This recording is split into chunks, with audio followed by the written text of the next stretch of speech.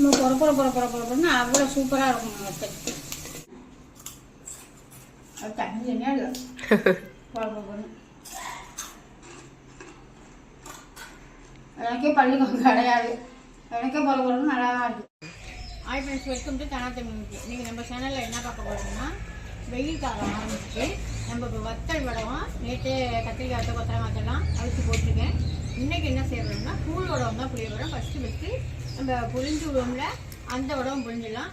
அதுக்கு கரெக்டான அளவுகளோட நீங்கள்லாம் புளியிறதுன்னா புளிஞ்சுக்கலாம். கரெக்டாக அளவு சொல்கிறாங்க. அதுக்கு நான் இந்த பாத்திரம் தான் எடுத்துருக்கேன். இந்த பாத்திரம் வந்து கிலோ கணக்கில் பார்த்தீங்கன்னா 2 கிலோ பிடிக்கும். கிலோ கணக்கில் பார்த்தீங்கன்னா 2 கிலோ பிடிக்கும். நீங்கள் கிலோ கணக்கில் எல்லாம் செய்யாதீங்க. இந்த மாதிரி நீங்கள் எந்த பாத்திரமோ, சின்ன கிண்ணமோ டம்ளரோ எதுவோ படியோ அந்த மாதிரி எடுத்துங்க. நான் இந்த பாத்திரம் தான் எடுத்துருக்கேன். இந்த பாத்திரத்தால் 1 குண்டான் அரிசி எடுத்துருக்கேன். அரிசினா முழு அரிசியில் கழுவி காய வச்சு பச்சை அரிசியை நான் உடச்சி வச்சுருக்கேன். அந்த அரிசி இதால் 1 குண்டான் எடுத்துருக்கேன். இதால் 1 குண்டான் பச்சை அரிசி எடுத்துருக்கேன்னா உடச்ச அரிசி. இதால் 5 குண்டான் நல்லா தளம்ப தண்ணி 5 குண்டான் ஊற்றி சூடாகிட்டுருக்கு. சூடாகிட்டுருக்கா, நல்லா கொதி வரட்டும். நல்லா தளபுன்னு கொதிக்க விட்டு நம்ம அரிசி எடுத்துட்டுருக்கோமா, அதை நல்லா கழுவிட்டு ஒரு 10 நிமிஷம் தண்ணியில் போட்டு வச்சுருக்கேன். கிளஞ்சிட்டு அப்புறம் போடையில் காமிச்சு. அரிசி பார்த்தீங்களா, நல்லா கழுவி எடுத்துட்டேன். நான் எந்த அளவுக்கு அதை உடச்சி வச்சுருக்கேன் பாருங்கள். நாங்கள் பச்சரிசியை கழுவி காய வச்சு மில்லில் கொடுத்து அரைச்சிக்கிட்டு வந்துடுவோம். இந்த மாதிரி அரைச்சி கொடுப்பாங்க, அரைச்சிக்கிட்டு வந்துடுவோம். நொய் மாதிரி ரவா மாதிரி இருக்குது. இந்த மாதிரி அரைச்சி எடுத்துக்கணும். இப்போ நம்ம தண்ணி நல்லா கொதிக்க போகுது, அதில் சேர்த்துருவாங்க. தண்ணி நல்லா கொதிக்குதா, இப்போ அதில் சேர்த்துடலாம்.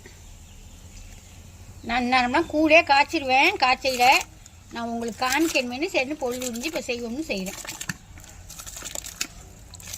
நம்ம அந்த அரிசியை உலையில போட்ட உடனே நல்லா கொதித்த தண்ணியில் தான் போட்டிருக்கோம்.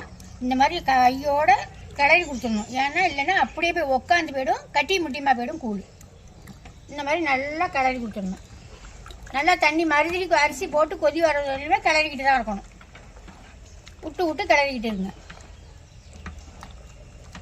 நல்லா சத்த நேரம் விட்டு நல்லா கலந்து கொடுத்தீங்கன்னா கட்டி போடாமல் நல்லா இதாக வரும், பேஸ்ட் மாதிரி வரும். இப்போ பாருங்க எந்த அளவுக்கு இப்போ ரெடியாக இருக்குது பாருங்க. இன்னுமே நல்லா திக்காக நல்லா குழஞ்சி வரணும். இன்னும் அது வேவலை, அரை வேக்காட்டில் தான் இருக்குது. இப்போ இதுக்கு தேவையான உப்பை போட்டு நம்ம இப்போயே நல்லா கலந்து விட்டோம்னா தான் நல்லா எல்லாத்துலேயும் கலந்து வரும். உப்பு நான் வத்தல் வடகத்துக்கு எல்லாத்துக்குமே இப்போ அரை உப்பு தான் போடுறது. ஏன்னா வாங்குறவங்க நிறையா உப்பு போடாதீங்க, அரை உப்பு போடுங்க அப்படிங்கிறாங்க. சில பேர் உப்பே போடாமல் புழிஞ்சு கொடுங்கம்பாங்க. உப்பே போடாமல் புழிஞ்சு கொடுக்குறதுலாம் தனித்தனியாக புழிஞ்சு கொடுத்துடுறது. அவங்க 2 கிலோ கேட்டாங்கன்னா 3 கிலோ கேட்டாங்கன்னா அப்படியே உப்பு போடாமல் தனியாகவே புழிஞ்சு கொடுக்குறது. நிறையா பேர் உப்பு இல்லாமே வாங்குறாங்க. இப்போ நல்லா கிளறி விட்டு ஆயில் எடுத்து வச்சு பார்த்தோம்னா தெரியும். உப்பு பத்தலைன்னா மறுபடியும் சேர்த்துக்கலாம். அந்த 1 குண்டா அரிசிக்கும் நான் பச்சை மிளகா பார்த்தீங்கன்னா 1/4 கிலோ பச்சை மிளகா எடுத்துருக்கேன். 1/4 கிலோ பச்சை மிளகா சரியாக தான் இருக்கும். காரமெல்லாம் இருக்காது. கொஞ்சம் நாக்கில் வச்சோம்னா கொஞ்சம் காரமும் தெரிஞ்சால் தான் நம்ம சாப்பாட்டுக்கு தொட்டிட்டு சாப்பிடையில நல்லா டேஸ்ட்டாக நல்லாயிருக்கும். சும்மா சப்புன்னு இருந்துச்சுன்னா அது நல்லா இருக்காது. சாதத்துக்கு தொட்டிட்டு சாப்பிட நம்ம ரச சாதம், மோர் சாதம் எல்லாத்துக்குமே தொட்டு சாப்பிடுவோம். அதனால் கொஞ்சம் காரமாக இருக்கணும்.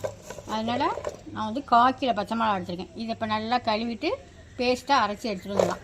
இப்போ பார்த்துடலாமா, நல்லா இதை என்ன செய்யணும்னா தாம்பாளம் ஊற்றி நல்லா ஆற வைக்கணும். இப்போ மணி என்ன 8 இருக்குமா, 8 மணி ஆகிட்டு.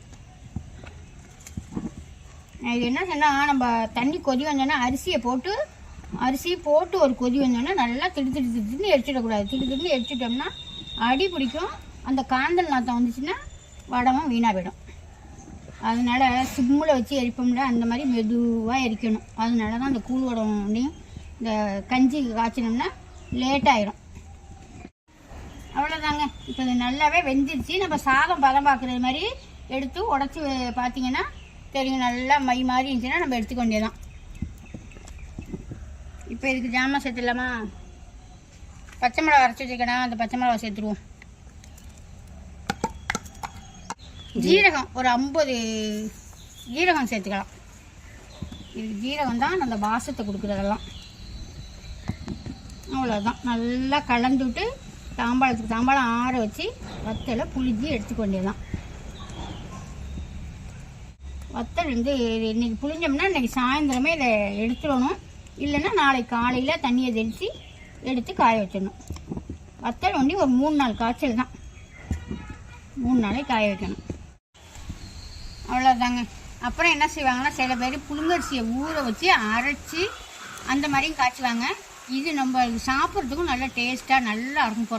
பொறன்னு இந்த மாதிரி செஞ்சோம்னா நமக்கு ஈஸியாகவும் இருக்கும். அந்த கூழ் அரைச்சி இது பண்ணுற மாதிரிங்க கை கடுக்கும். அந்த மாதிரி கிண்டிக்கிட்டே இருக்கணும். செத்த நேரம் விட்டோம்னாலும் கட்டி பிடிச்சி போயிடும்.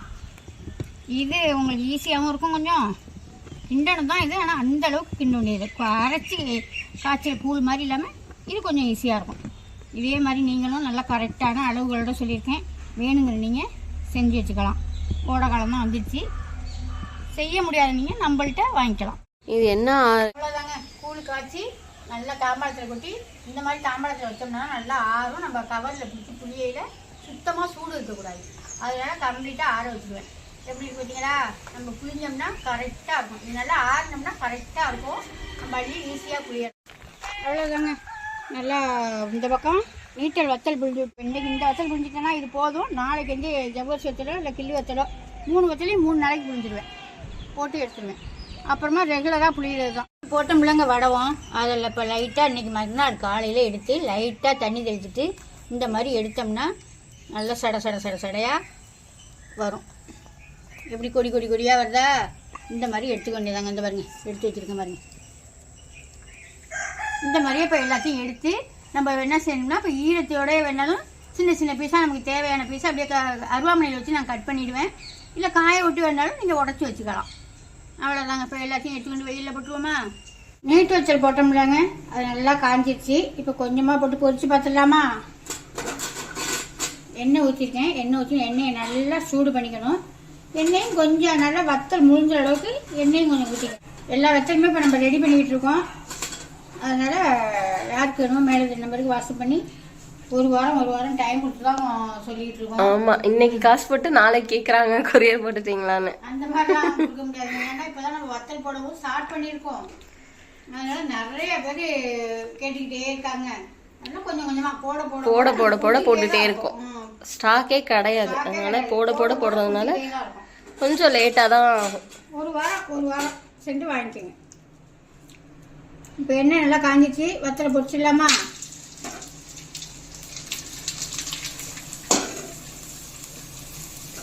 பொறப்புறன்னு அவ்வளோ சூப்பராக இருக்கும் வத்தல்.